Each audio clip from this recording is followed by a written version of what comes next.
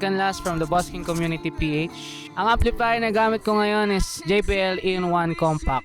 Unang masasabi kong mas mabigat yung Celestion pag dinadala. Magmamatter sa akin yun kasi nakamotor lang ako. Pangalawa, price. Siyempre, mas mahal ang Celestion sa JBL. 38 discount sa Rhythmix. JBL nasa 40 plus. Para may discount din ngayon.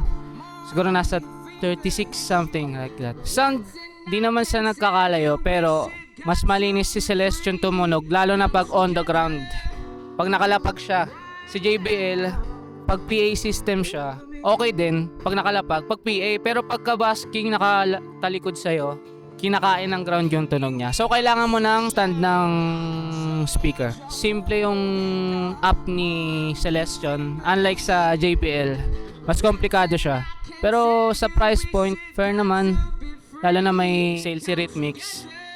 Feeling ko kung yung budget mo around 40k, mag Celestion ka na. Over me